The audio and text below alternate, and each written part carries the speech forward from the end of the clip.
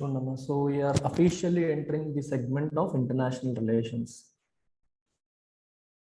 So ఇప్పటి వరకు చూసాము, బట్ ఇప్పటి వరకు చూసింది కూడా you can still consider it part of political science. Pol సైన్స్లో పొలిటికల్ థియరీస్లో భాగంగానే చూడొచ్చు.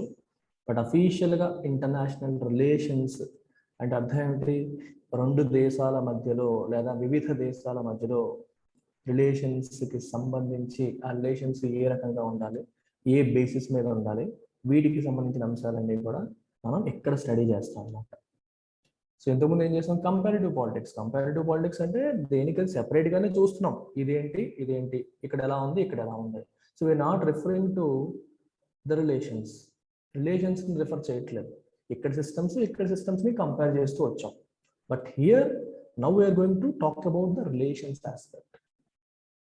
ఇంటర్నేషనల్ పాలిటిక్స్, ఇంటర్నేషనల్ రిలేషన్స్, దేశాల మధ్య రిలేషన్స్, ఈ ఆస్పెక్ట్స్ మనకి టచ్ చేయబోతున్నాం. సో అయితే ఇక్కడ మీరు గమనించాల్సిన విషయం ఏంటంటే, as a separate discipline international relations అనే డిసిప్లిన్ వెరీ యంగ్. ఇక్కడ మీరు విచిత్రం చూడండి, మన political science and international relations ఈ ఆప్షనల్లో మీకు 2 ఆస్పెక్ట్స్, రెండు ఒకదానికొకటి కాంట్రరీ. పొలిటికల్ సైన్స్ ఏమో ఓల్డెస్ట్. ఎందుకు? హిస్టరీ ఎప్పుడు స్టార్ట్ అయ్యిందో అప్పటి నుంచి ఉంది.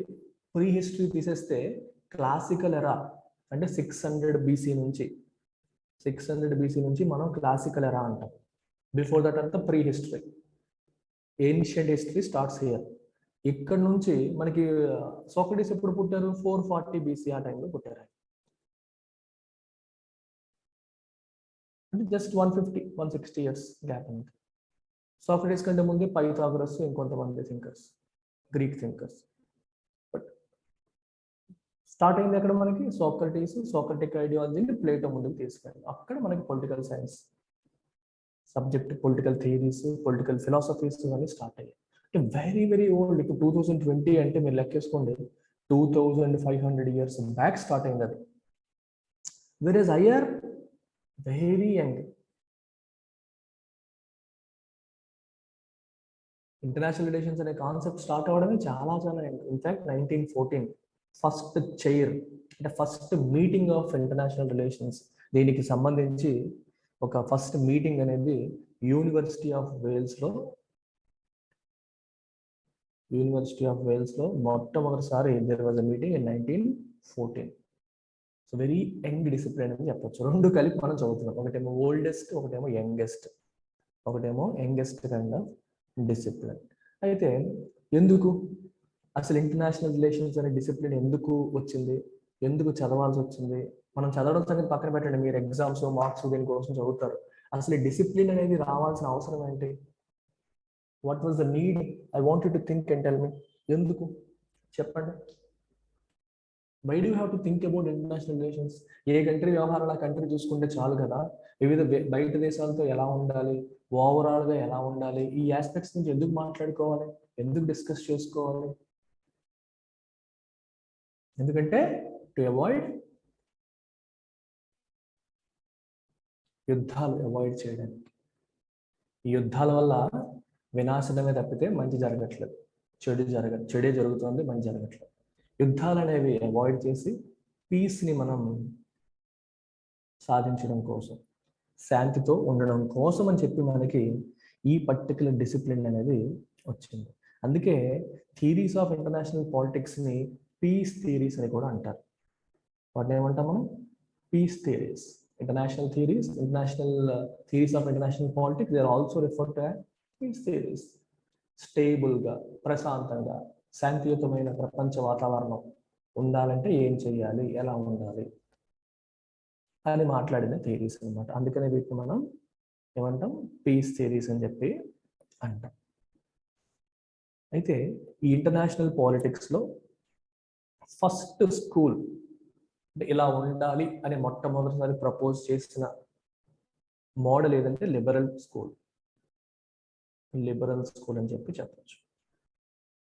సో లిబరలిజంని సపోర్ట్ చేస్తున్న బెటాలియన్ అంతా, బ్యాచ్ అంతా కూడా ఈ లిబరల్ స్కూల్ వాళ్ళు ఏం చెప్పారంటే, they came out with certain rules.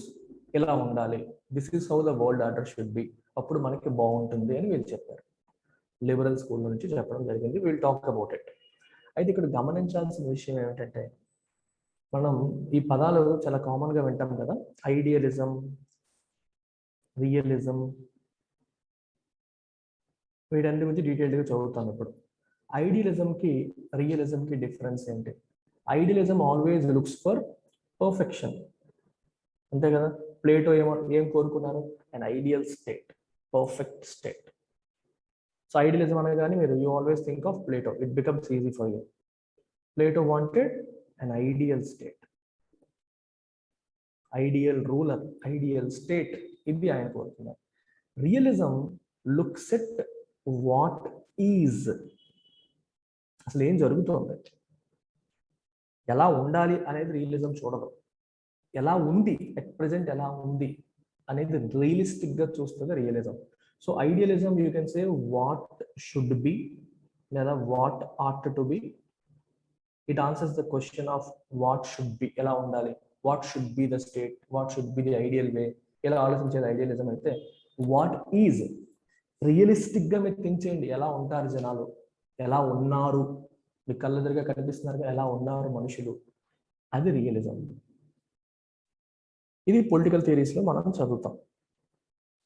International పాలిటిక్స్లో కూడా ఈ రెండు పదాలు మళ్ళీ వస్తాయి, idealist version, realist version.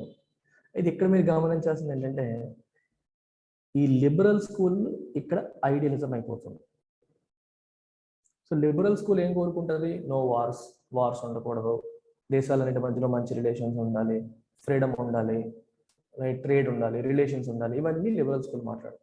So మనం పొలిటికల్ థియరీస్లోకి వెళ్ళినప్పుడు లిబరల్ వేరు, ఐడియల్ వేరు, లిబరల్ వేరు, ఐడియల్ వేరు. బట్ ఇంటర్నేషనల్ రిలేషన్స్కి వచ్చేసరికి liberal and ideal are same. So అక్కడ మీనింగ్ ఇక్కడ పెట్టకూడదు. ఐడియల్ అండ్ లిబరల్ ఇక్కడ సేమ్, అంటే లిబరల్స్ ఏదైతే చెప్తున్నారో అది ఐడియల్ వెర్షన్ అని అర్థం అనమాట. రియలిస్టులు చెప్పేది వేరు. సో రియలిజం నుంచి మనం సెపరేట్గా డీటెయిల్డ్గా మాట్లాడతాము. లిబరల్స్ ఏమన్నారు అనేది కూడా మనం ఇవాళ మాట్లాడబోతున్నాం. అయితే మీరు గమనించాల్సింది ఏంటి, లిబరల్స్ ఏదైతే ప్రపోజ్ చేస్తున్నారో అది ఐడియల్ వెర్షన్, సో అది ఐడియలిజం కిందకి వచ్చేస్తుంది. రియలిజం అనేది రియలిస్టిక్. సో ఎక్కువగా ప్రామినెంట్గా ఉన్నది ఏంటి ఇంటర్నేషనల్ రిలేషన్స్ అంటే ఐడియల్ కాదు, realism. Realism is more prominent than liberal or ideal.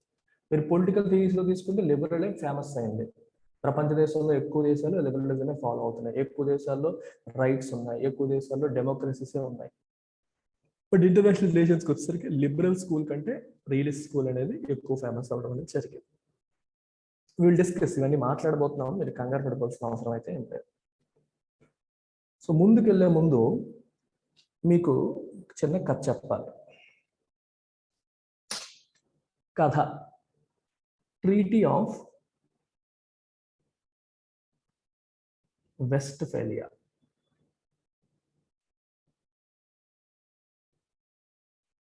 Treaty of Westfalia, so very important story. Treaty అంటే తెలుసు మీకు, ఒప్పందం. So Westfalia is a place in Germany.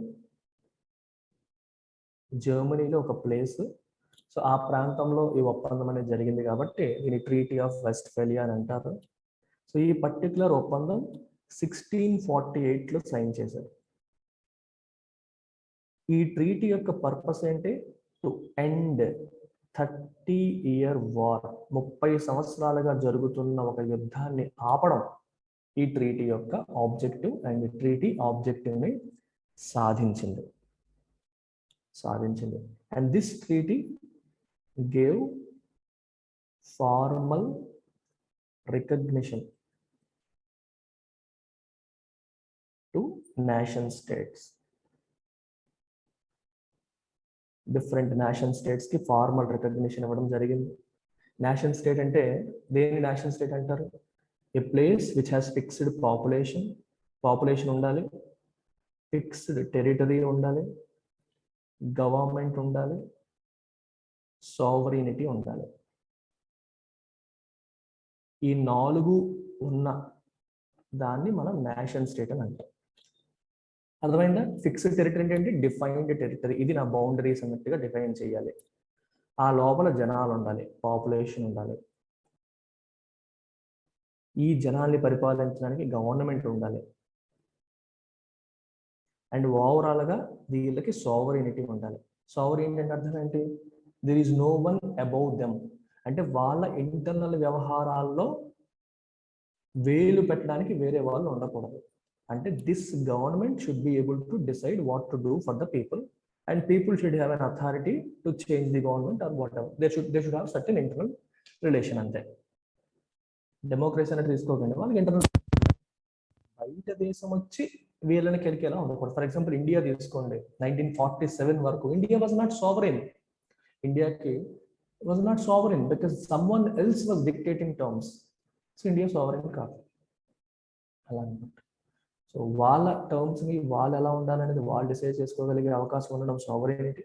Fixed territory, population and then government. ఈ 4 preconditions to be called a nation state. Nation state అనే concept వచ్చింది మనకి treaty of Westphalia తర్వాత. ఈ ట్రీటీ ఆఫ్ వెస్ట్ఫాలియా తర్వాత we have this concept called nation state అనే పదం మనం ఉంటూ ఉంటాం. ఫస్ట్లో ఏముండేవి? సిటీ స్టేట్స్ ఉండేవి. నేను చెప్పాను కదా, గ్రీక్ దేశం టైంలో క్లాసికల్ ఎరాలో used to have concept called city state. చిన్న చిన్న సిటీసే అక్కడ చిన్న చిన్న ప్రభుత్వాలు ఉండేవి. అక్కడ చిన్న చిన్న ప్రభుత్వాలు అనేవి ఉండేవి, సిటీ స్టేట్ అనమాట. ఆ తర్వాత we have a large Roman empire. Roman empire వచ్చింది, చాలా పెద్దది. రోమన్ ఎంపైర్ విచ్ఛిన్నం అయిపోయిన తర్వాత మనకి చిన్న చిన్న రాజ్యాలు, బట్ స్టెబిలిటీ లేదు. ఒకళ్ళ విషయాల్లో ఒకళ్ళు వాళ్ళ విపరీతంగా వార్స్, యుద్ధాలు జరుగుతూనే ఉండేవి కామన్గా. ఎప్పుడైతే ట్రీటీ ఆఫ్ వెస్ట్ఫాలియా వచ్చిందో ఆ తర్వాత నో వార్స్, అంటే మరి ఒకళ్ళ విషయాల్లో ఒకళ్ళు తలదోర్చకూడదు, ఒకళ్ళ వ్యవహారాల్లో ఒకళ్ళు దూరకూడదు అనే కాన్సెప్ట్ అనేది వచ్చింది. మరి అందుకే సావరెనిటీ. దీని యొక్క ప్రధానమైన కంట్రిబ్యూషన్ ఏంటి అంటే sovereignty. One student interfere in the affairs of others అనేది ఇక్కడ తీసుకొచ్చారు. అయితే ఈ 30-year వార్ అని చెప్పాను. 30-year వార్ ఎందుకు వచ్చింది? మీకు యాక్చువల్గా సిలబస్ ప్రకారం అవసరం లేదు, but I will tell you to make it interesting. మీరు ఎంటైర్ వరల్డ్ హిస్టరీని మీరు డివైడ్ చేస్తే 3 ఎరాస్ కింద మనం డివైడ్ చేయొచ్చు. క్లాసికల్ ఎరా, మిడీవల్ అండ్ మోడర్న్. అండ్ క్లాసికల్కి ముందు ఉన్నదంతా pre history, stone age, bronze age, అదంతా. సో క్లాసికల్ ఎరా వచ్చేసి 600 BC ఆన్వర్డ్స్, అరౌండ్ 475 AD వరకు.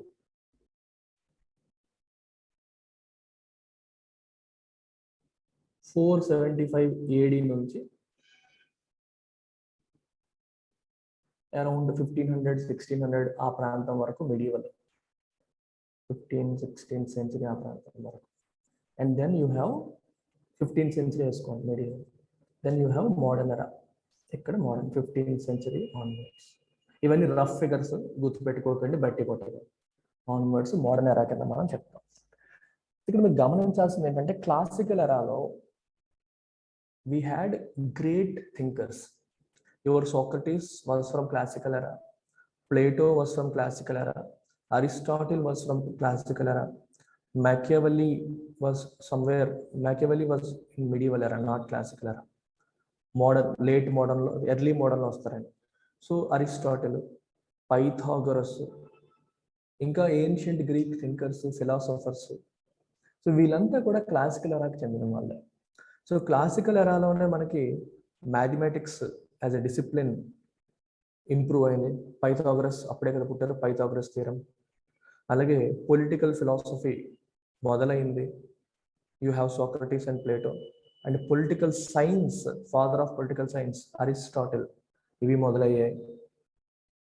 అలాగే so there was huge improvement, advances in literature, art, culture. So several ఆస్పెక్ట్స్లో, మ్యూజిక్, సో సెవరల్ ఆస్పెక్ట్స్లో classical ఎరాలో కంట్రిబ్యూషన్స్ అనేవి ఉన్నాయి. అందుకే క్లాసికల్ ఎరాని అహెడ్ ఆఫ్ ఇట్స్ టైమ్ అంటారు. It was referred to as ahead of its time. అంటే అసలు ఆ టైంలోనే ఇన్ని చేసారా వీళ్ళు అనే డౌట్లు వస్తాయి మనకి, అంత గొప్పగా అడ్వాన్స్డ్గా ఉండేవారు. And people gave a lot of importance to reason, rational thinking. అంటే అర్థం ఏంటి? ఒక మనిషి యొక్క థింకింగ్కి చాలా ఇంపార్టెన్స్ ఇచ్చేవారు. ఇది చాలా ఇంపార్టెంట్ అని భావించేవాళ్ళు. They give a very high importance to rational thinking. మీకు అర్థమైందా? క్లాసికల్ ఎరాలో. సో అలా ఉండేదన్నమాట మనకి క్లాసికల్ ఎరా. ఆ తర్వాత వచ్చేసి మనకి క్లాసికల్ ఎరా తర్వాత మనకి 476 బీసీ వేసుకోండి. We have this middle ages. 476 AD నుంచి 1450, 15th సెంచరీ అని చెప్పాను కదా, అప్రాక్సిమేట్లీ 1450 వరకు. సో దీన్ని పోస్ట్ క్లాసికల్ ఎరా లేదా మిడీవల్ పీరియడ్ అని చెప్పి అంటాం. మిడీవల్ పీరియడ్ అని చెప్పి అంటాం. సో ఇది ఎక్కడ స్టార్ట్ అవుతుందంటే మనకి ఈ 476 AD ఈ ప్రాంతంలో ఒక సిగ్నిఫికెంట్ ఈవెంట్ జరిగింది. Fall of Roman empire. Classical ఎరాలో ఉన్న పెద్ద పెద్ద సామ్రాజ్యాల్లో రోమన్ ఎంపైర్ ఒకటి, గ్రీక్ ఎంపైర్ ఒకటి. ఇలా మీరు తీసుకుంటే Roman empire was very strong and very big. Classical ఎరాలో ఇది ఎప్పుడైతే పడిపోయిందో, రోమన్ ఎంపైర్ విచ్ఛిన్నమైన తర్వాత నుంచి మనకి మిడీవల్ ఎరా కింద కౌంట్ చేస్తారు.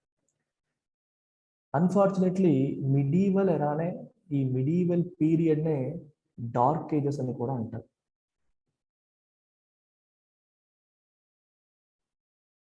డార్క్ ఏజెస్ అని కూడా అంటాం. ఎందుకు డార్క్ ఏజెస్ అంటాము అంటే 2-3 రీజన్స్ ఉన్నాయి. మొదటిది ఏమైందంటే లాస్ ఆఫ్ రికార్డెడ్ హిస్టరీ. ఆ టైంలో ఏం జరిగింది అనడానికి పెద్దగా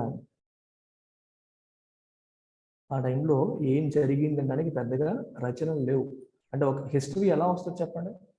హిస్టరీ అనేది జరిగిపోయిన తర్వాత మనం చేస్తామా, ముందే రాసేస్తామా? ముందే రాయం కదా. హిస్టరీ అనేది ఒక ఇన్సిడెంట్ జరిగిన తర్వాత దాన్ని రికార్డ్ చేస్తాం. రికార్డ్ ఎలా చేస్తాం? దానికి సంబంధించిన ఏదో ఒకటి మన దగ్గర ఉండాలి. ఆ ప్రాంతంలో ఆ టైంలో ఉన్న కాయిన్స్, స్తూపాలు, పుస్తకాలు, ఆ టైంలో ఎవరో ట్రావెలర్ వచ్చి, ఇప్పుడు చూడండి మనకి మీరు ఏన్షియంట్ హిస్టరీ కానీ ఇవన్నీ గుప్తాస్ గురించి వీళ్ళందరి గురించి ఎలా తెలుసుకున్నారు మీరు? ఆ టైంలో విదేశీ ట్రావెలర్స్ ఎవరో భారతదేశానికి ప్రయాణించి ఆ టైంని విజిట్ చేసి వాళ్ళు వాళ్ళ పుస్తకాల్లో రాసుకున్నారు, పలానా గుప్తాస్ ఎలా ఉండేవారు, ఇంత బంగారం పోగుల్లో ఉండేవి, ఇట్లా రాసుకున్నారు. వాటిని చూసి మనం రీకన్స్ట్రక్ట్ చేసాం హిస్టరీని. అంతేగాని ఇప్పుడు హిస్టరీ పుస్తకం రాసినానికి ఎలా తెలిసింది? అర్థమవుతుందా? ఈ రకంగానే కదా మనకి ఆర్కియాలజీ నుంచి అక్కడ తవ్వించి ఇక్కడ తవ్వించి వచ్చి వాటి నుంచి రీకన్స్ట్రక్ట్ చేస్తారు, ఇలా జరిగి ఉంటుంది అనేది మనం రీకన్స్ట్రక్ట్ చేసుకొని రాసుకుంటాం. అన్ఫార్చునేట్లీ ఆ పీరియడ్లో రీకన్స్ట్రక్ట్ చేయడానికి కూడా ఎక్కువగా విషయాలు లేవు in the sense loss of recorded history. రెండోది, క్లాసికల్ ఎరాలో మనకి ఆర్ట్, మ్యూజిక్ ఇవన్నీ చాలా బాగున్నాయి కదా, మనం మాట్లాడుకున్నాం. అండ్ ఈ పీరియడ్లో నో అడ్వాన్స్మెంట్స్ అసలు ఏం లేవు. No advancements in art, music, literature, nothing అన్నమాట. ఏమీ లేదు. అది కూడా కారణం డార్క్ ఏజెస్ అన్నట్టు. ఇంకో కారణం కూడా ఉంది. అండ్ మనం ఇంతకుముందు ఏం మాట్లాడాం? క్లాసికల్ ఎరాలో రీజన్ వాజ్ డామినెంట్ థీమ్ అని చెప్పి మాట్లాడుకున్నాం. కానీ మిడీవల్ ఎరాకి వచ్చేసరికి ఏమైంది? Religion became dominant theme. Religion అనేది రీజన్ కంటే డామినెంట్ అయిపోయింది. అంటే హ్యూమన్ థింకింగ్ కంటే కూడా మతం అనేదానికి ఎక్కువ ఇంపార్టెన్స్ ఇవ్వడం మొదలుపెట్టారు. అండ్ అప్పట్లో dominant religion was Christianity. So people gave utmost importance to religion. చెప్పిందే ఫాలో అవ్వాలి. గుడ్డి నమ్మకాలు అనేవి ఎక్కువైపోయాయి. దాన్ని మనం డాగ్మా అంటాం. Blind belief in religion. Scholasticism అంటాం. ఇలాంటి పదాలు మీకు వస్తే కంగారు పడకండి. స్కాలాస్టిసిజం, మిడీవల్ స్కాలాస్టిసిజం అంటారు. మీరు ఎగ్జాంపుల్ ఎలా రావచ్చు question. Medieval era is characterised by scholasticism అన్నారు అనుకోండి. అంటే అర్థం ఏంటి? Excessive belief in religion, blind బిలీఫ్లు ఇవన్నీ ఎక్కువ ఉండేవి ఆ టైంలో. సో మీరు ఒకటి కామన్ సెన్స్తో ఆలోచించండి. You are a man and here is God and there is a book, Bible తీసుకోండి. and overall that is something called religion. Okay, reason డామినెంట్గా ఉన్నప్పుడు you have free hand to think, ఆలోచించడానికి నీకు space ఉంటుంది.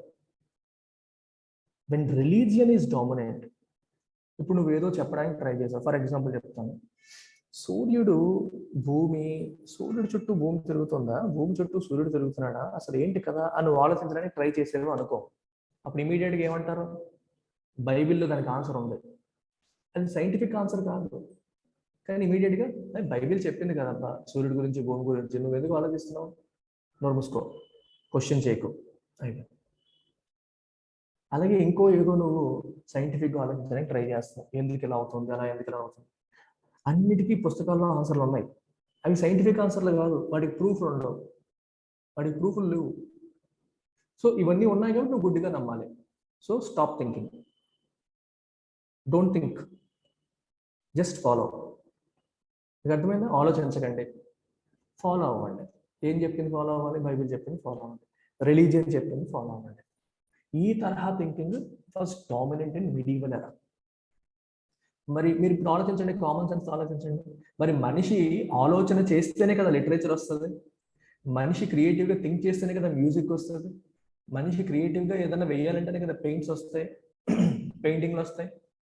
So మనిషికి creativity లేకుండా రిలీజియన్ని follow అవ్వమని, బ్లైండ్గా ఫాలో అవ్వమని చెప్పినప్పుడు మరి కల్చర్, ఆర్ట్ ఇవన్నీ ఎలా వస్తాయి, చచ్చిపోతాయి.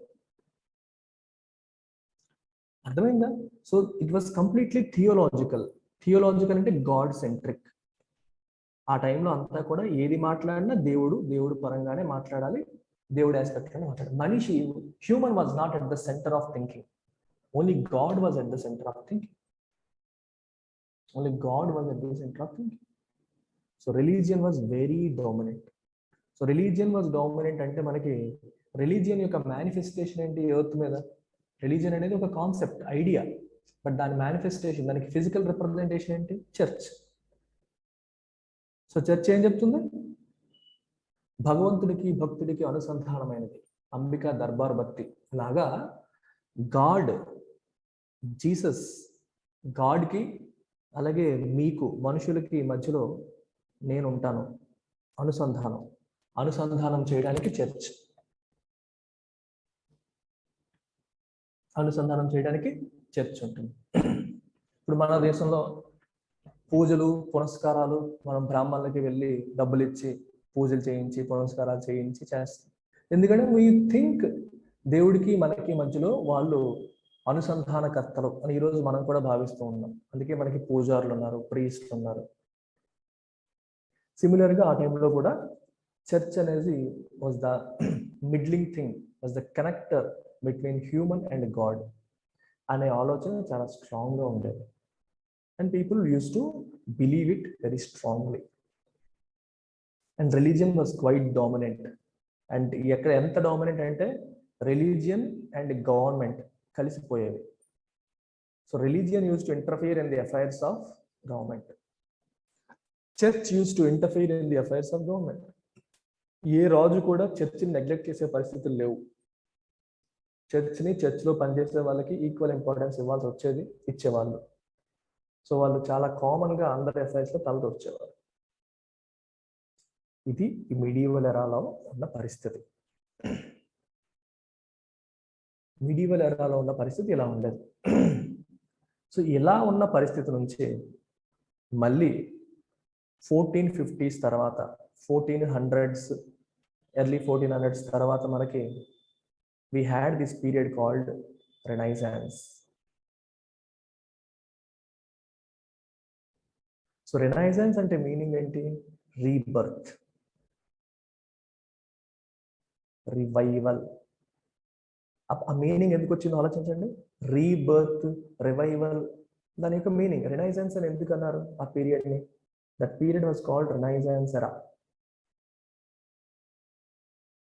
ఆ పీరియడ్ మనం 1450 తర్వాత ఉన్న ఈ పీరియడ్ని మనం 1500, 1550 ఈ ప్రాంతం వరకు, 1600 వరకు, క్లోజ్ టు 1600 వరకు, 15th century దాన్ని రెనైజాన్స్ పీరియడ్ అని చెప్పి ఎందుకన్నారు? 14th and 15th century అని అనుకోండి. Yes, rebirth of what? Art, music, literature, culture అన్నీ మళ్ళీ పురుడు పోసుకున్నాయి. రీబర్త్ అనే పదాన్ని ఎందుకు వాడాము? Because they were already there. ఎప్పుడున్నాయి? క్లాసికల్ ఎరాలో. సో క్లాసికల్ ఎరాలో ఏవైతే ఉన్నాయో అవి మళ్ళీ పుట్టుకొచ్చాయి. Again they started gaining prominence. So that era, Roman empire చూడండి, ఒక స్ట్రాంగ్ ఎంపైర్ ఉన్నప్పుడు, ఒక గట్టి పెద్ద స్ట్రాంగ్ ప్రభుత్వం ఉన్నప్పుడు మనం మాట్లాడడానికి ఉండదు. సో ఆ టైంలో ఏం చేయలేకపోయారు. రోమన్ ఎంపైర్ ఎప్పుడైతే పడిపోయిందో, అది sorry dark ages, Roman empire పడిపోయి మనకి డార్క్ ఏజెస్ వచ్చాయి. సో డార్క్ ఏజెస్ ఎండింగ్ లో, ఇన్ఫాక్ట్ రినైజెన్స్ బిగినింగ్ ని డార్క్ ఏజెస్ ఎండింగ్ అని అంటాం. డార్క్ ఏజెస్ ఎండింగ్ అని ఎలా చెప్తాం మనం? ఎప్పుడైతే ప్రజలు మళ్ళీ వీటిపైన ఇంట్రెస్ట్ చూపడం మొదలు పెట్టారో, ఇక్కడ ఒక కాన్సెప్ట్ చూడండి, రినైజెన్స్ యొక్క major contribution is humanism. Humanism అంటే అర్థం ఏంటి? మానవత్వం, హ్యుమానిటీ అలా కాదు. హ్యూమనిజం అంటే మీనింగ్ ఏంటి? Human centric thinking. Dark ages period ఏముంది మనకి? గాడ్ సెంట్రిక్ థింకింగ్ ఉంది. సో హ్యూమన్ సెంట్రిక్ థింకింగ్ అనేది మళ్ళీ మొదలైంది. హ్యూమన్ సెంట్రిక్ థింకింగ్ అనేది మళ్ళీ మొదలైంది. మనిషి ఏదన్నా దేని గురించి అన్నా ఆలోచించినప్పుడు దేవుణ్ణి దృష్టిలో పెట్టుకుని ఆలోచించడం కాకుండా తనని మైండ్లో పెట్టుకొని ఆలోచించడం అనేది మళ్ళీ మొదలు పెట్టాడు. So humanism was a major contribution of renaissance. ఎప్పుడైతే హ్యూమనిజం వస్తుందో, అగైన్ నువ్వు మనిషిలాగా మనిషిని సెంటర్లో పెట్టుకొని మైండ్లో మనిషిని దృష్టిలో పెట్టుకొని ఆలోచించడం అనేది మొదలవుతుంది. సో ఈ టైంలోనే మనకి great artist Leonardo da Vinci, Mona Lisa painting వేసిన da Vinci, American British poet Shakespeare, ఇట్లాంటి గొప్ప గొప్ప వాళ్ళందరూ కూడా ఈ రినైజెన్స్ పీరియడ్లోనే వచ్చారు. అలాగే మ్యాకియావెల్లి, మన political thinker Machiavelli, Italian political thinker Machiavelli కూడా రెనైజెన్స్ పీరియడ్లోనే రావడం అనేది జరిగింది. So Machiavelli wrote books, the prince అనే బుక్ రాశారు, literature. Shakespeare wrote so many novels, so many poet కదా ఆయన చాలా రాశారు. అలాగే ఈ ఎస్పెషల్లీ ఆర్ట్, కల్చరు, మ్యూజిక్, ఈ ఆస్పెక్ట్స్లో, పెయింటింగ్స్, ఇట్లాంటి ఆస్పెక్ట్స్లో and people started expressing themselves. క్రియేటివ్గా థింక్ చేయడం, క్రియేటివ్గా రాయడం, చాలా చేయడం మొదలుపెట్టారు. ఇది renaissance period. And major contribution I would say is humanism. Renaissance పీరియడ్లోనే ఇంకొక ఇంపార్టెంట్ డెవలప్మెంట్ ఏంటి అంటే మనకి చాలా ఇంపార్టెంట్ అమ్మా, గమనించాలి, ప్రొటెస్టెంట్ రిఫార్మేషన్. ఇది చెప్పడం కోసం ఈ స్టోరీ అంతా మీకు చెప్తాను. Protestant reformation. రెనైజెన్స్ రావడానికి ముందు we have only one concept in Christianity, Catholicism. So Catholicism అంటే ఏంటి? ఇందాక మీకు చెప్పినట్టు church is at the centre of your relation between human and god. దేవుడికి మరియు మనిషికి మధ్యలో ఒక అనుసంధానకర్త చర్చ్ అనే భావజాలం క్యాథలిసిజం. సో వీళ్ళు ఏం చేస్తారంటే, నేను ఒక తప్పు చేశాను, మీకు క్రిస్టియానిటీలో ఎక్కువ వింటే చూడండి, సిన్, కన్ఫెషన్ రూము, కన్ఫెస్ చేసుకోవడానికి వచ్చాను అని చెప్పి అంటుంటారు, వింటుంటారుగా, సినిమాలో గట్రా చూస్తారు. సో వీళ్ళు ఏం చేస్తారంటే, నేను ఒక తప్పు చేశాను, పాపం చేశాను, so I want to confess అని చెప్పి నువ్వు వెళ్తే ఆ కన్ఫెషన్కి ఒక ప్రొసీజర్. సో చర్చ్లో ఉన్న ప్రీస్ట్లు ఏం చెప్తారు, దానికి ఒక procedure, so you have to make payment, ఎట్లా అనమాట. మనం వెళ్ళి రుద్రాభిషేకం చేస్తామంటే పంతులకి డబ్బులు ఇచ్చి ఇలా చేయాలని చెప్తారు, ప్రొసీజర్ చెప్తారు కదా. అదే రకంగా church also use to give lot of procedures and they use to collect money. ప్రతిదానికి మనీ కలెక్ట్ చేసేవాళ్ళు. హ్యూమన్కి గాడ్కి డైరెక్ట్గా కనెక్షన్ లేదు, చర్చ్ ద్వారానే వెళ్ళాలి అనేవాళ్ళు. అది క్యాథలిసిజం. సో దీన్ని ప్రొటెస్ట్ చేస్తూ, అందుకే ప్రొటెస్టాంట్. సో దీన్ని ఎవరైతే ప్రొటెస్ట్ చేశారో వాళ్ళని ప్రొటెస్టాంట్స్ అంటారు. ఈ ప్రొటెస్ట్ చేయాలని ఆలోచన ఎందుకు వచ్చింది? హ్యూమనిజం. మనిషి ఆలోచించడం మొదలుపెట్టాడు, మళ్ళీ ఆలోచించడం మొదలుపెట్టాడు, హ్యూమన్ సెంట్రిక్ థింకింగ్. దేవుడు ఎప్పుడు కూడా నాకు పూజ చేస్తేనే, నాకు పలానా ప్రొసీజర్ ప్రకారం పూజ చేస్తేనే మీకు మీ యొక్క పాపాలని నేను క్షమిస్తాను, లేకపోతే క్షమించను, దేవుడు ఏమైనా బ్లాక్మెయిల్ చేస్తాడా మనిషిని అనే యాంగిల్లో ఆలోచన మొదలైంది. So there was this man called Martin Luther. So he was the you can say father of Protestantism. ఈయన నుంచే స్టార్ట్ అయింది. సో ఈయన స్టార్ట్ చేసిందని లూథరనిజం అంటారు. లూథరనిజం అంటే చూడండి, ప్రొటెస్టెంటిజంలో మళ్ళీ చాలా ఉంటాయి, బట్ ఓవరాల్గా చర్చ్ యొక్క డామినెన్స్ని, అంటే అది కూడా ఏంటి, మళ్ళీ రోమన్ చర్చ్ యొక్క మెయిన్ ఏంటంటే ఇటలీలోని రోమ్లో ఉంటుంది. అదే మెయిన్, వేరే చోట చర్చిలు కూడా పెట్టకూడదు అన్నట్టుగా ఉండేవాళ్ళు. సో దాని డామినెన్స్ అందరూ యాక్సెప్ట్ చేయాలి అన్నట్టుగా ఉండేది అన్నమాట భావజాలం. సో దాన్ని వీళ్ళు క్వశ్చన్ చేయడం, ప్రొటెస్ట్ చేయడం మొదలైంది. వీ వాంట్ రిలీజియస్ ఫ్రీడమ్, మేము క్రిస్టియానిటీయే ఫాలో అవుతాం, కానీ we will follow it according to our own conscience. మా అంతరాత్మ ప్రబోధం మేరకు మేము ఫాలో అవుతాము. If required we will refer to Bible. మేము బైబిల్ రిఫర్ చేసుకుంటాం డైరెక్ట్గా, అంటే బైబిల్ రిఫర్ చేసి బైబిల్ ప్రకారం మేము డైరెక్ట్గా దేవుడిని చేరుకుంటాము అనేది వీళ్ళ భావన. క్యాథలిక్స్ ఏమంటారు, no you have to do, church యొక్క డామినెన్స్ యాక్సెప్ట్ చేయాలి, everything has to be according to the principles laid down by the church అనేది క్యాథలిక్స్ అంటారు. ఇది చిన్న విషయం ఏం కాదు ఇప్పుడు నేను చెప్తుంది. ఇది ఎంత పెద్ద విషయం ఏంటంటే కొన్ని దశాబ్దాల పాటు వార్స్ జరిగేంత వరకు వెళ్ళింది.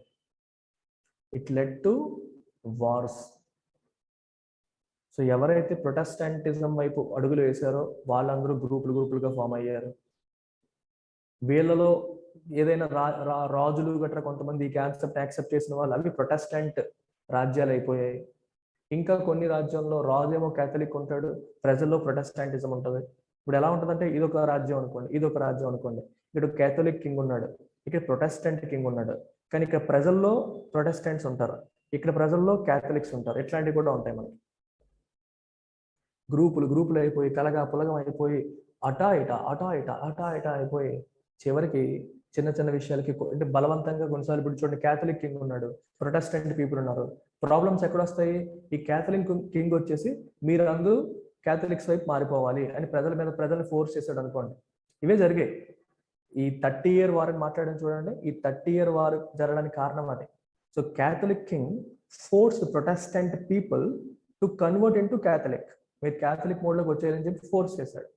సో ఇది ఎప్పుడు జరిగిందో, ఈ ప్రొటెస్టెంట్ పీపుల్కి ప్రొటెస్టెంట్ కింగ్ వచ్చి సపోర్ట్ చేశాడు బయట నుంచి. అదేంటిది, మా వాళ్ళని ఎలా మార్చేస్తాడు, ఇలా మొదలయ్యి అప్పుడు ఇతనికి సపోర్ట్ చేయడానికి ఇంకొక క్యాథలిక్ కింగ్ రావడం, వేలు చేయడానికి ఇంకొక ప్రొటెస్టెంట్ రావడం, ఇలా కలగా పులగం అయిపోయింది మొత్తం. అలా వార్స్ 30 సంవత్సరాల పాటు జరుగుతా. దానికి ఎలాగైనా ఎండ్ స్వస్తి పలకాలని చెప్పి రకరకాల చర్చలు, నెగోషియేషన్స్ అన్నింటి తర్వాత మనకి ట్రీటీ ఆఫ్ వెస్ట్ఫాలియా 1648లో సైన్ చేసుకున్నారు. సో దాంట్లో ఒక ప్రధానమైన ఆస్పెక్ట్ రిలీజియస్ ఫ్రీడమ్, అంటే ప్రొటెస్టెంట్స్ని మీరు ఫోర్స్ చేయకూడదు అనేది కూడా ఒక ఆస్పెక్ట్. ఇన్ఫాక్ట్ ఈ వార్ ఎవరు గెలిచారంటే ప్రొటెస్టెంట్స్ గెలిచారని అంటారు. సో చివరికి క్యాథలిక్ వాళ్ళు ఒప్పుకున్నారు, మీరు మా విషయాల్లో ఇన్వాల్వ్ అవ్వకూడదు, మాకు నచ్చినట్టుగా మేము ఫాలో అవుతాం రిలీజియన్ అనే విషయానికి యాక్సెప్ట్ చేశారు. ఇక్కడ విషయం ఏంటంటే ప్రొటెస్టెంట్ రిఫార్మేషన్ అని చెప్పన్నాను కదా, సో దీన్ని కౌంటర్ చేయడానికి Catholic dominant authorities counter reformation అనేది తీసుకొచ్చారు. ఈ కౌంటర్ రిఫార్మేషన్ అనేది కూడా రావడం వల్ల వార్ అనేది ఎలా ప్రొలాంగ్ అయింది. ఇది ఏదో ఒక చిన్న దేశంలో జరుగుతున్న ప్రొటెస్టెంట్ వర్సెస్ క్యాథలిక్ లాగా తీసుకోకూడదు, మన వర్గానికి వాళ్ళ వర్గానికి జరుగుతున్న విషయం లాగా భావించి క్యాథలిక్ డామినేటెడ్ కంట్రీస్, స్పెయిన్ ఇట్లాంటి కంట్రీస్ అవి సీన్లోకి ఎంటర్ అయిపోయాయి.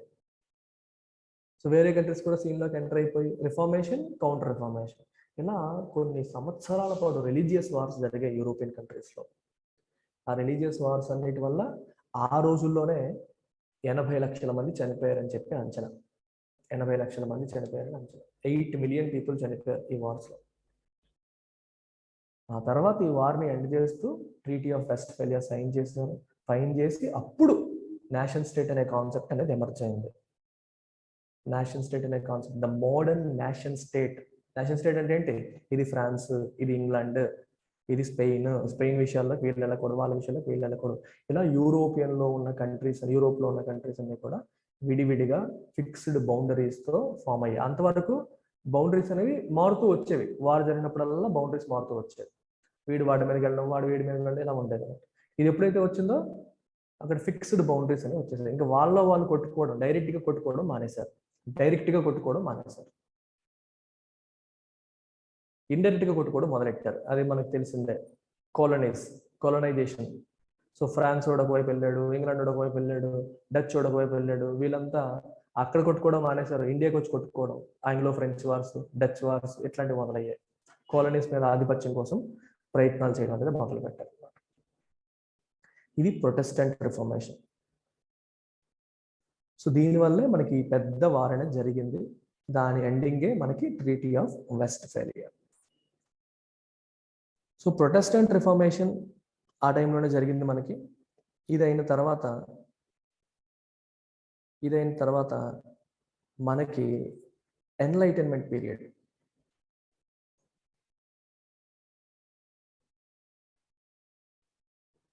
ఎన్లైటన్మెంట్ పీరియడ్ అనేది మనకి 1650 నుంచి 1800 వరకు అని చెప్పొచ్చు. So 16th century and 18th century, 17th century and 18th century అని చెప్పొచ్చు. 17th century to 18th century, దీన్ని ఎన్లైటన్మెంట్ పీరియడ్ అని చెప్పంటాం. ఎన్లైటన్మెంట్ పీరియడ్లో కూడా ఇట్స్ అన్ ఇంటెలెక్చువల్ మూమెంట్ అని చెప్పంటారు. Intellectual movement. So there was lot of literary exposition. చాలా మంది గొప్ప గొప్ప వాళ్ళు వచ్చారు ఈ పీరియడ్లో. ఈ పీరియడ్లో వచ్చిన గొప్ప వాళ్ళ పేర్లు చెప్తే మీరు ఆశ్చర్యపోతారు. Adam Smith, father of economics అంటాం కదా, యాడమ్ స్మిత్, ఆయన ఈ టైంలోనే రావడం జరిగింది. ఈయన ప్రపోజ్ చేసిన వెల్త్ ఆఫ్ నేషన్స్ అనే ఒక బుక్ రాశారు. ఈ బుక్లోనే మనకి market economy, free market economy గురించి మాట్లాడడం జరిగింది. Finally it led to capitalism. In fact రెనైజాన్స్లో హ్యూమనిజం అన్నాం కదా, ద హ్యూమన్ సెంట్రిక్ థింకింగ్. ఈ హ్యూమన్ సెంట్రిక్ థింకింగ్ నుంచి ఇండివిజువలిజం అనేది వచ్చింది. ఇండివిజువలిజం అంటే మనిషి సొంతంగా ఆలోచించగలడు, తనకి ఎలా చెయ్యో అలా చెయ్యి అని చెప్పక్కర్లేదు అనే భావజాలం ఇండివిజువలిజం. హ్యూమనిజం నుంచి అంటే హ్యూమన్ సెంట్రిక్ థింకింగ్ నుంచి ఇండివిజువలిజం వచ్చింది. ఇండివిజువలిజం నుంచే మనకి లిబరలిజం అనేది వచ్చింది. ఇవన్నీ ఒక్కడి నుంచే వస్తాయి. So I know what to do, you don't need to tell me. ఇదనమాట. You just protect my rights, you just protect my life. అర్థమైందా? స్టేట్ యొక్క రోల్ తగ్గాలి అనే ఆలోచన, లిబరల్ ఫిలాసఫీ, ఇవన్నీ మీకు రెనైజాన్స్ పీరియడ్ నుంచి వస్తాయి. అందుకే చాలా ఇంపార్టెంట్ ఫేజ్ అనమాట వరల్డ్ హిస్టరీలో. మీరు దీన్ని రకరకాల ఎకనామిక్స్ తీసుకున్నారు అనుకోండి, మరి లిబరలిజంలోనే కదా వస్తుంది. ఇప్పుడు నేను నా ఎకనామిక్ అఫైర్స్లో మీరు తలదొచ్చొద్దు, లీవ్ మీ ఎలోన్. అదే కదా ఫ్రీ మార్కెట్ ఎకానమీ. నేను పెట్టుకుంటాను, నచ్చిన ఇండస్ట్రీ పెట్టుకుంటాను, మీరు తలదొచ్చకండి. అదే కదా క్యాపిటలిజం. గవర్నమెంట్ ఎక్కువగా వ్యవహారాల్లో తలదొచ్చకపోవడం. So humanism, individualism, liberalism, capitalism. Are you seeing the connect అర్థమవుతుంది మీకు? పొలిటికల్గా తీసుకుంటే మీకు మొనార్కీ ఎండ్ అవ్వడం, రాజే మొత్తం అబ్సల్యూట్ పవర్స్ అని రాజు దగ్గర ఉండడం, ఈ కాన్సెప్ట్ అన్ని పోయి మళ్ళీ డెమోక్రసీస్ రావడం, ప్రజాప్రభుత్వాలు రావడం.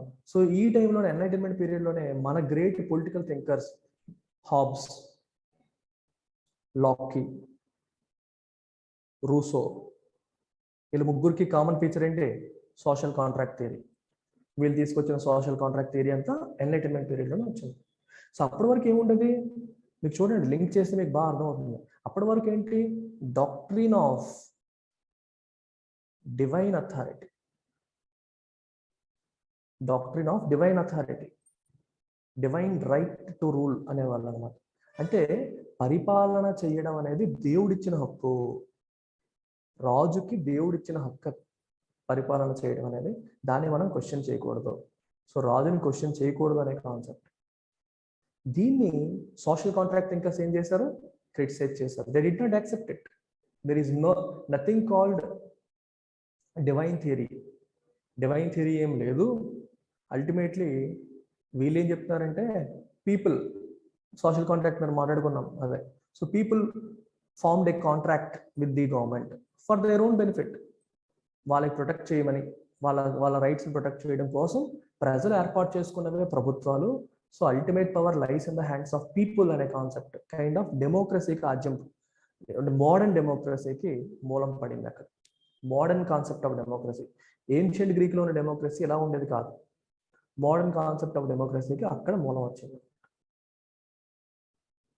అక్కడ మోడర్న్ కాన్సెప్ట్ ఆఫ్ డెమోక్రసీకి బీజం పడింది.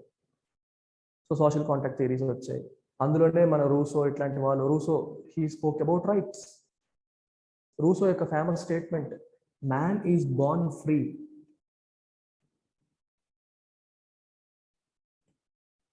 But is found in chains everywhere. పుట్టుకతో మనిషి స్వేచ్ఛగా పుట్టాడు, కానీ ఎక్కడ చూసినా సరే ఈజ్ ఫౌండ్ ఇన్ చైన్స్ అంటే అర్థం ఏంటి? బంధించేశారు అతన్ని. అంటే ఫిజికల్గా ఉన్న చైన్స్తో కాదు, అతనికి రైట్స్ లేవు, హక్కులు అనేవి లేకుండా అయిపోయారు. So he was the man who spoke about rights, Russo.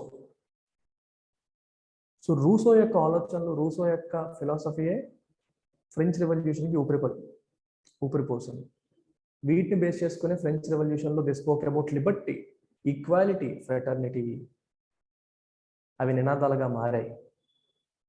అప్పటి ఫ్రెంచ్ కింగ్ పైన ప్రజలు తిరుగుబాటు చేయడానికి ఈ ఇంటలెక్చువల్ ఫ్రేమ్వర్క్ అనేది హెల్ప్ అయింది. సో ప్రజలకి ఇవన్నీ తెలిస్తేనే కదా ఏమైనా చేయగలుగుతారు. సో ఎన్లైటన్మెంట్ పీరియడ్లో వచ్చిన ఈ రచనలు, ఈ వచ్చిన థీరీస్ అన్నీ కూడా తర్వాత 2 సిగ్నిఫికెంట్ రెవల్యూషన్స్, ఎస్పెషల్లీ ఫ్రెంచ్ రెవల్యూషన్కి హెల్ప్ అయింది. అలాగే సైంటిఫిక్ డిసిప్లిన్ కూడా డెవలప్ అవ్వడం మొదలైంది. ఇంకో పక్క సైన్స్ డెవలప్ అవ్వడం మొదలైంది. ఎందుకు? హ్యూమనిజం. దేవుడు దేవుడు దేవుడు అనేది వదిలేసి మనిషి ఆలోచించడం మొదలెట్టాడు. మనిషి ఎప్పుడైతే ఆలోచించడం మొదలు పెడతాడో డిస్కవరీస్ మొదలవుతాయి. ఇవి ఎందుకు ఇలా ఉన్నాయి? Kepler is a scientist, Galileo is a scientist. ఇట్లాంటి సైంటిస్టులు అందరూ రావడం మొదలు పెట్టారు. రకరకాల విషయాలు కనిపెట్టడం మొదలు పెట్టారు, ఆలోచన చేయడం మొదలు పెట్టారు. And you have this concept of empiricism. Empiricism అంటే అర్థం ఏంటి? Observation, learning from observation. ఇప్పుడు నువ్వు ఏదన్నా కొత్త విషయాన్ని తెలుసుకోవాలంటే ఒక పుస్తకం అంటే బైబిల్ చదివేసి నేను కొత్త విషయాన్ని తెలుసుకున్నాను అనేది కాదు empiricism. You learn by observing. Knowledge అనేది అబ్జర్వేషన్ ద్వారా వస్తుంది, సెన్సెస్ ద్వారా వస్తుంది. కళ్ళు, ముక్కు, నోరు, మీ సెన్సెస్ని ఉపయోగించి చుట్టూ ఉన్నదాన్ని అబ్జర్వ్ చేసి దాని ద్వారా అక్యూములేట్ చేసుకున్నది నాలెడ్జ్ అనేది ఎంపిరిసిజం కాన్సెప్ట్.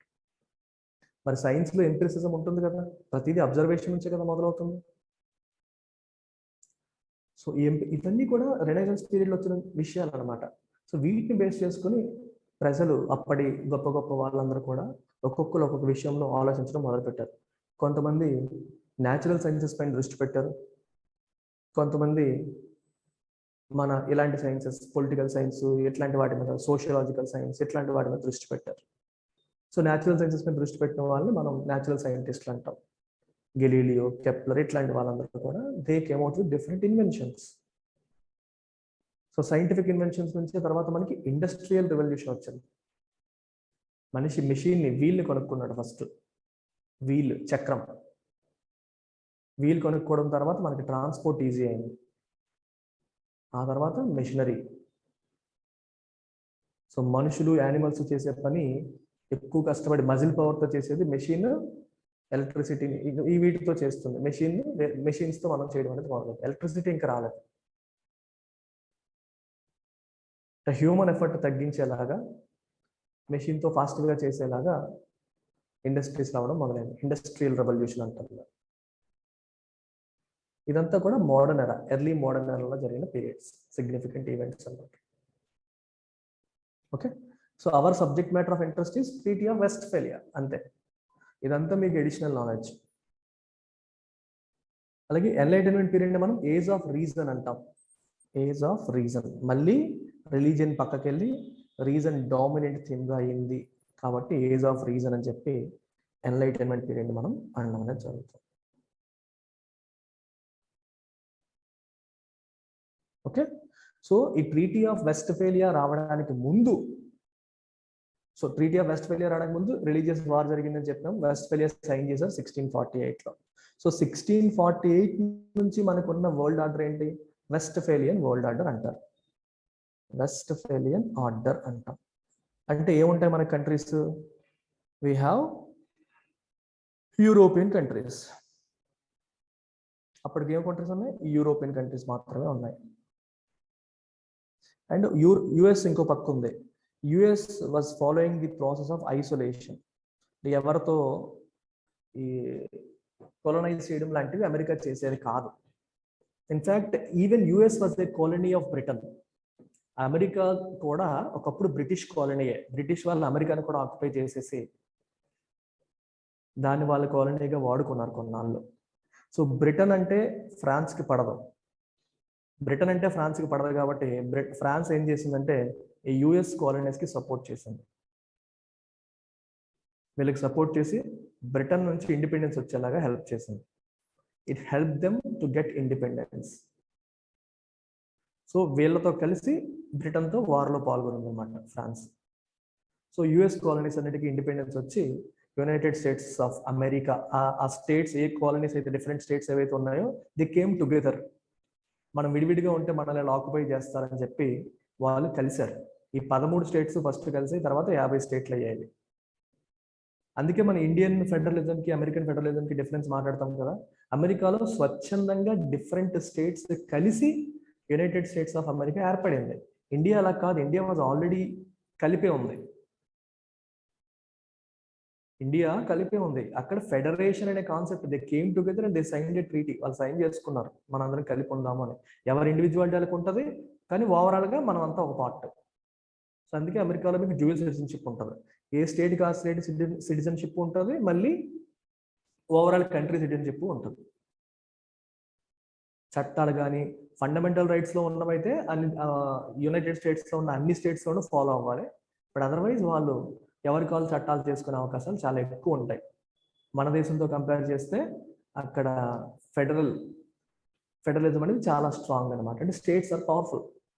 యూనియన్ కంటే స్టేట్స్ ఈక్వల్ పవర్స్ ఉంటాయి. మనలాగా యూనియన్ ఎక్కువ పవర్స్ ఉండే పరిస్థితి కాదు. ఇది కథ. సో ఇలాగా ఫ్రాన్స్ వాళ్ళు ఈ అమెరికా కాలనీస్కి సపోర్ట్ చేసి బాగా డబ్బులు తగలేసుకొని ఆర్థికంగా నష్టాల్లోకి వెళ్ళిపోయారు. ఆ టైంలోనే ఫ్రెంచ్ రెవల్యూషన్ కథ, అది మనకి ఇప్పుడు అవసరం లేదు, but so you can learn about it. బాగా లాస్ అయిపోయి ఇంకా ప్రజల్లో ఇంకా కింద వర్గాల మీద ట్యాక్స్లు వేసి పై వర్గాలు వాళ్ళు మాత్రం కింద వాళ్ళని బాగా 97% పీపుల్ కింద లెవెల్, 3% పైన ఉంటారు. ఈ పై వాళ్ళేమో కింద వాళ్ళు బాగా దోపిడీ చేసేసి వాళ్ళకి ట్యాక్స్ చేసేసి చేయడం. సో ఈలోపు ప్రజలు ఈ లోకి రూసో యొక్క భావజాలాన్ని తెలుసుకుంటున్నారు. రాజు చెప్పింది మనం అలా వినక్కర్లేదు, డివైన్ థియరీని మనం ఫాలో అవ్వక్కర్లేదు అనే విషయాన్ని గమనిస్తున్నారు. మిడిల్ క్లాసెస్, లిటరేట్ పీపుల్ అందరూ కూడా వాళ్ళని ఈ కింద వర్గాలని తెలియజెప్పడం, వాళ్ళకి నేర్పించడం ఇవన్నీ చేస్తూ ఉన్నారు. సో ప్రజల్లో కాన్షియస్నెస్ బిల్డ్ అయింది, తిరుగుబాటు చేశారు. It led to revolution. So that's a different story altogether. So Westphalian order మీకు చెప్తున్నాను ఇప్పుడు. సో వెస్ట్ఫాలియన్ టైంలో ఎలా ఉండేది అంటే మనకి, సో రూల్స్ ఎలా ఉండేవంటే, so different nation states form అయ్యాయి. ఒక్కొక్క నేషన్ స్టేట్ ఒక్కొక్క యూనిట్ ఆఫ్ ఇంటర్నేషనల్ పాలిటిక్స్ కింద ఉండేవి. సో ఈ నేషన్ స్టేట్ యొక్క అల్టిమేట్ గోల్ ఏంటి? Protection of national interest. వాళ్ళ ప్రయోజనాన్ని ప్రొటెక్ట్ చేసుకోవడం అనేది వాళ్ళ యొక్క ultimate goal. So what is their core national interest? Sovereignty. అంటే నా దేశ వ్యవహారాల్లో విదేశాలు రాకూడదు. There should be no one who can come and command me. So సావరెనిటీకి అంత ఇంపార్టెన్స్ ఇచ్చారు. అల్టిమేట్ గోల్ ఏమో సావరెనిటీ అని చెప్పి భావించారు. And territorial integrity. Territorial integrity అంటే ఫిజికల్గా మన దేశంలో వేరే వాళ్ళు రాకుండా ఉండడం. ఇప్పుడు రష్యా యుక్రెయిన్లో వెళ్ళేటట్టు అలా వెళ్ళకూడదు అనేది ఉద్దేశం, territorial integrity.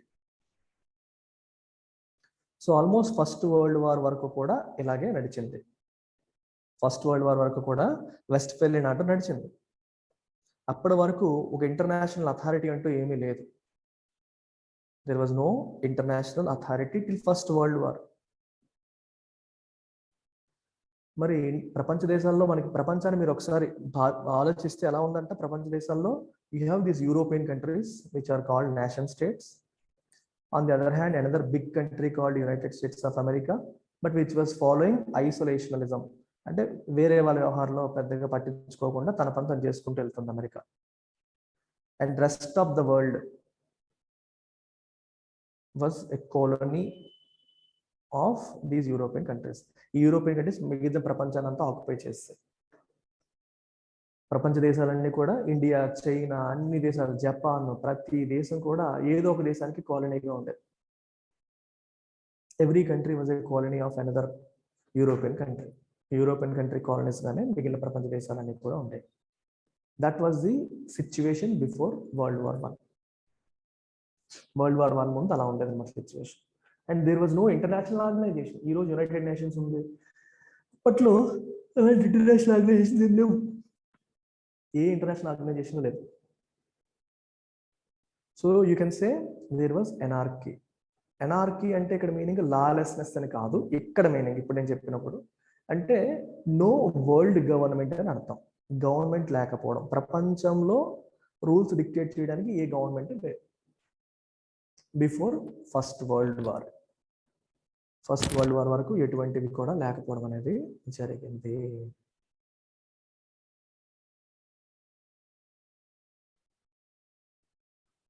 So international politics అంటే మనం ఏం మాట్లాడతాం, మరి యూరోపియన్ స్టేట్స్ అనే మాట్లాడాలి. మనకి ఇంకేముంటుంది, అవునా కదా? చూడండి, అమెరికా సెపరేట్గా ఉందమ్మా, పట్టించుకోవట్లేదు. రెస్ట్ ఆఫ్ ద వరల్డ్కి ఇండిపెండెన్స్ లేదు. They were all colonies of European countries. మరి ఇంటర్నేషనల్ పాలిటిక్స్ అంటే ఇంకేముంది? ఈ యూరోపియన్ స్టేట్స్ లేదా యూరోపియన్ కంట్రీస్ మధ్యలో, నేషనల్ స్టేట్స్ లో మధ్య ఉండే పాలిటిక్స్ ని, రిలేషన్స్ ని ఇంటర్నేషనల్ పాలిటిక్స్ అంటాం. అప్పటికి తర్వాత మారిన situation. But by then, until then, it was only politics among these national states of Europe, because US was following isolationism and rest of the world was a colony of European countries. Okay, so I'll take it forward tomorrow. అర్థమైందా story?